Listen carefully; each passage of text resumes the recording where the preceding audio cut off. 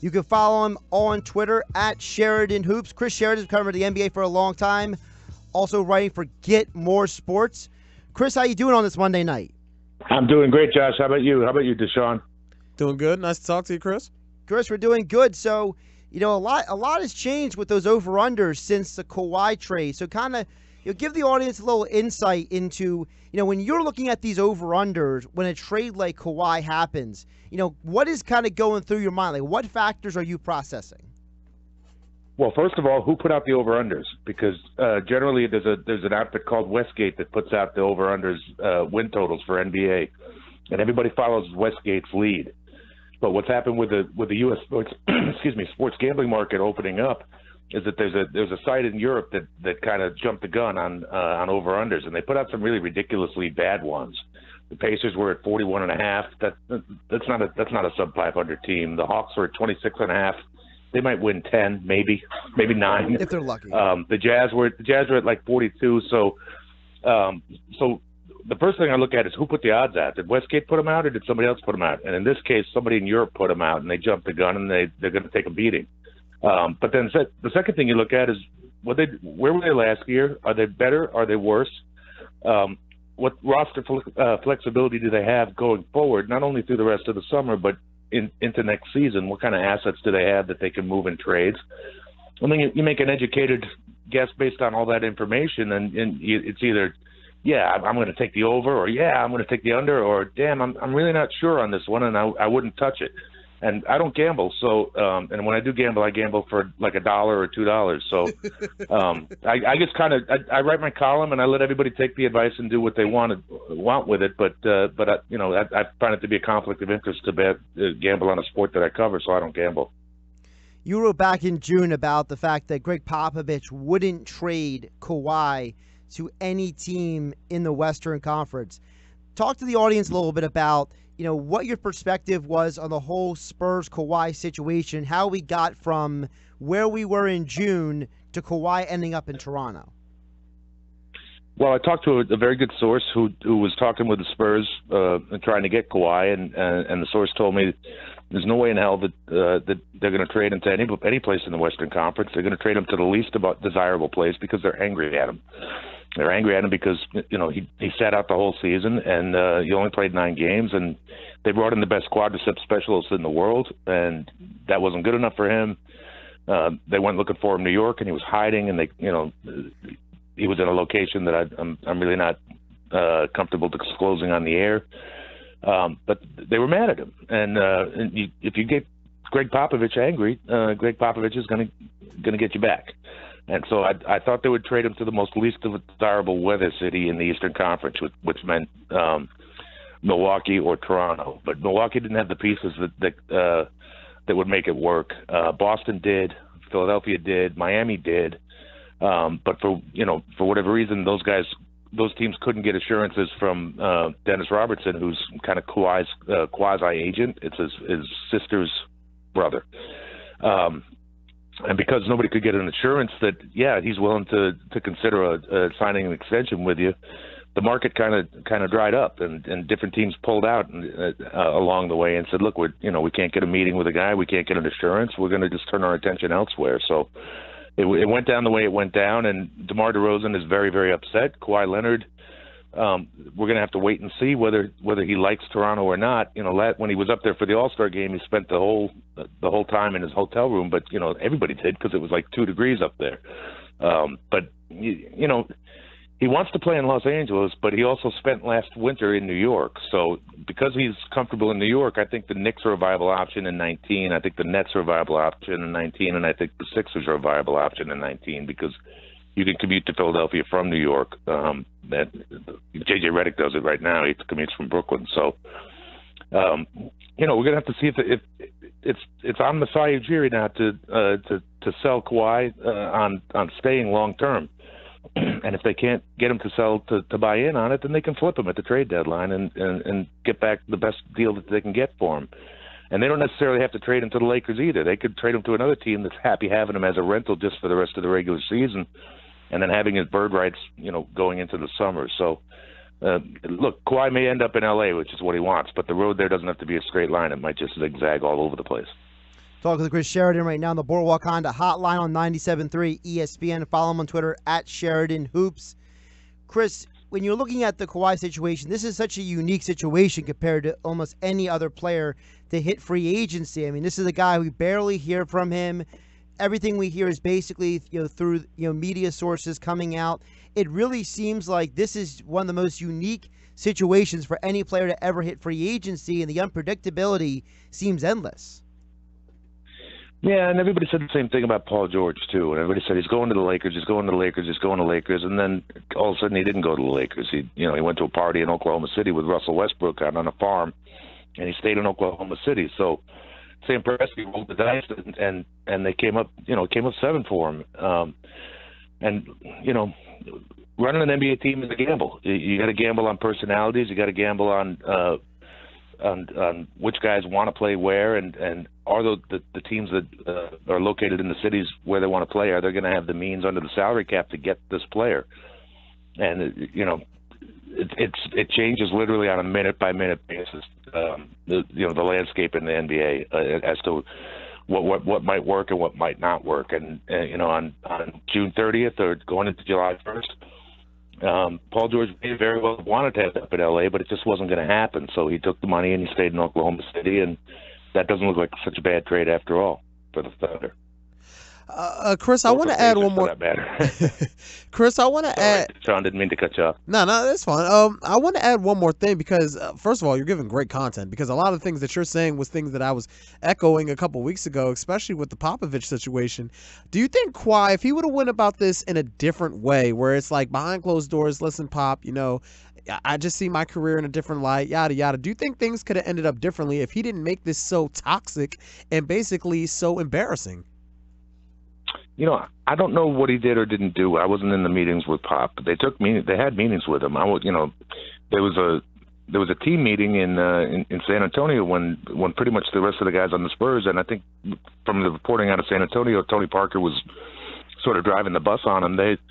They got in his face and said, what are you doing, dude? We need you. You're the best player on the team. You're the best offense, defense player in the NBA, except maybe for LeBron James, but I'm sure they didn't say that to him.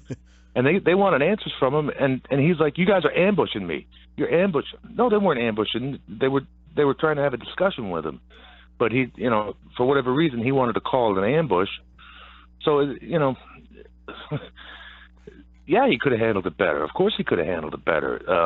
He's getting paid $20-some million to play basketball for a living, and he didn't honor his contract. So, yeah, he could have handled it a lot better in a lot of ways, and now he's a member of the Toronto Raptors, and he's going to have to report. He's going to have to pass a physical, and if he starts, playing games with the Raptors, they don't have to pay him. And so, you have a contract, you have to live up to your contract, and if you don't, then you don't get paid, and that's pretty much where Kawhi is. It's really that simple. I want to keep it in the Eastern Conference and kind of go to the Philadelphia 76ers. They haven't had that big marquee free agent signing, or kind of it's kind of like they're running it back next year with the team they had last year. But there's one person that people keep forgetting, and that's Markelle Fultz. And a lot of the reports that are coming up now are very positive as far as his workouts with Drew Hanlon. Are you hearing the same thing? And if so, what are realistic expectations for Markelle next year with the Sixers? Well, we're gonna know when we see. There's a lot of reporting out there that how many of those people are in the workouts, how many of those reporters are actually in the workouts, videotaping them and putting them up on the either on TV or on the internet or Instagram or wherever you're going to put them, and how many of those reports are just coming secondhand and from reporters who need to write a story, right? Reporters got to write a story every day, otherwise they have unhappy editors and then they don't have jobs anymore. So when we see Markelle Fultz play, we'll have our answer. Is his shot repaired? His shot was pretty good when he came out of Washington, and then, it was gone. And was it mental? Was it physical? Was there something else there that was kept under wraps? That kind of stuff happens all the time in the NBA and in a lot of industries. And I'll believe it when I see it. If the guy can come out during the preseason, and I'll turn on the TV or I'll go down to Philly and I'll watch him. And I'll see what he looks like, and that's when I'll make pass judgment on whether Markelle Fultz has his jump shot back or not. But I'm not working out with him, so I can't really comment on whether his shot is repaired or not. The proof is it doesn't really matter what anybody says in the summer. Is he going to play in the fall? And is he going to play well? And is he going to be able to, coexist and be a good player with Ben Simmons, where the two of them can play on the court together? They tried that. Brett Brown tried that during that 16-game winning streak that they had to close the regular season, and they looked pretty good together at times. But Markelle only took one three-point shot all year, and he missed it. He doesn't have NBA three-point range as of now. That doesn't mean he can't develop it, but until he develops it, he's just going to have to play his mid-range game and not try to do more than he can. But if his strength is back and his shoulder is back and his shooting motion is where he wants it to be, and he's knocking down threes in practice and he's knocking down threes in preseason games, then you should expect to see the same thing in the regular season when it really counts.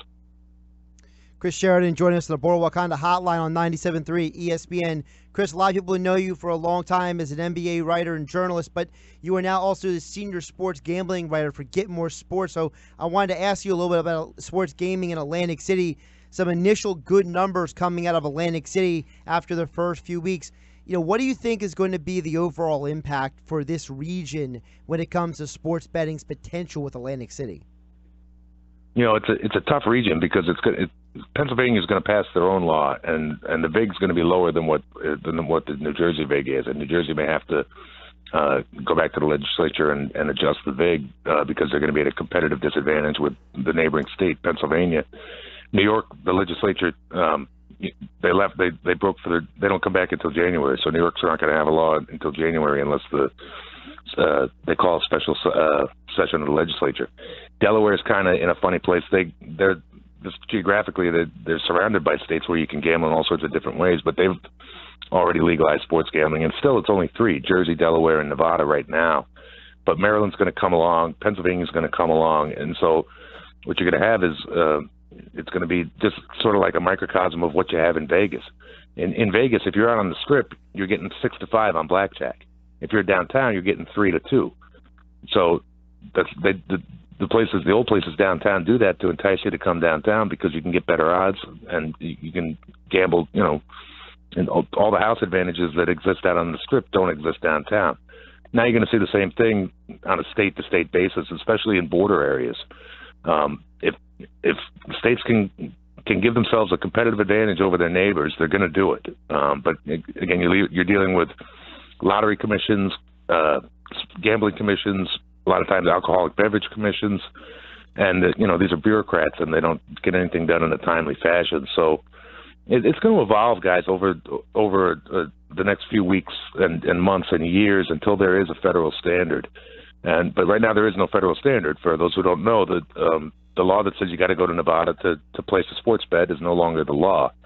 And so we're going to have, I like to say we're going to have 50 sets of laws in 50 different states, but of course we'll always have Utah, so we'll have 49 sets of laws in 49 states. And then until there is a federal standard. Now, whether that comes about through legislation or whether it comes about through a court ruling, that remains to be seen. There's a lot of people who have a vested interest in getting a piece of this. The NBA wants 1%, the NFL wants 1%. There's lawsuits about who's using stats and whether these stats are in the public domain or whether they're proprietary information. And look, stats have been published in newspapers forever, and people have used stats and standings and schedules and whatever to try to give themselves a competitive edge. And most of the time they were making those bets with bookies. Now, the bookies, they're going to have to find other ways to make money, on a state-by-state basis as the different laws come on the books in different areas.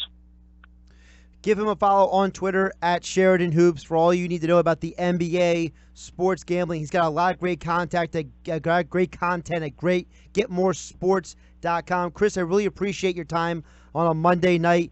You always bring a lot of great content on the Twitter line, on the articles. Great. And you know what? We hope to hear from you again soon in the future. Thank you a lot, Chris.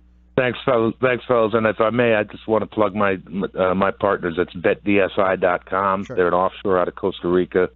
Use the bonus code BBALL1000. That's all capital letters, BBALL1000. They'll match up to $1,000. You can put it on your credit card, pay with Bitcoin, a whole bunch of things.